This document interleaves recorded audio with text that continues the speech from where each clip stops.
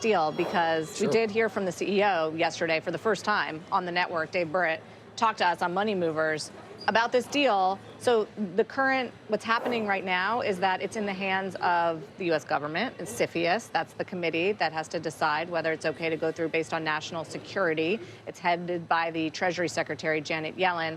So it includes Commerce, includes DOD, representatives from the security establishment, many different parts of the U.S. government. So clearly investors have been excited about the deal. The union, not so much. They've opposed it. Politicians from the state of Pennsylvania oppose it. At the national level, Biden, Harris, and Trump all very publicly And the reason the stock is is down today is because Trump came out again yesterday and said, knocking it. I'm going to stop it. I'm going to stop the. So Burritt wouldn't comment on necessarily the CFIUS process, but he did very strongly and through a number of my questions and challenges defend the merit of the deal. Here's what he said. We strongly believe the deal closes on its merit. You know, if you think about what it does, it checks all the boxes for all the stakeholders.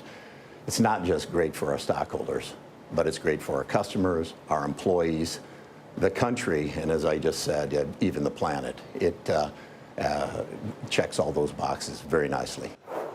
You know, he didn't talk about this very much, but he's on the board of Lockheed Martin as well. So just interesting to note, given there are questions about the national security. I don't know what they are, because he wouldn't go into necessarily how CFIUS is thinking about it while this process is ongoing.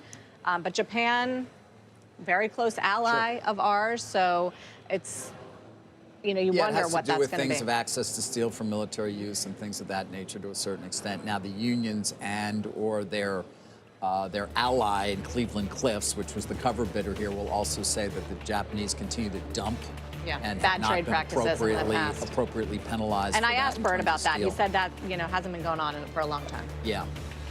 He said, look, the competitor is China. China controls half the market, right? And they've been dumping steel, and that's where the capacity is. And so why not team up with an ally to fight that? Also seems to be a belief, though, Sarah, that ultimately Nippon's intentions, despite the fact that they announced another $1.3 billion of investment on top of what they were going to do, that they really will idle a lot of the capacity so that they can actually have the capacity they have in Japan be more productive. That seems to be the concern of the unions. Of the unions and of the competitors would say, well, they'll only do it for a certain amount of time and then just give up. It's been punted till after the election, so it's given them some time. 3 months, right? Well, we'll see, yeah. But, you start the clock again with CFIUS, which they did. So. All right, let's take a quick look at the bond market.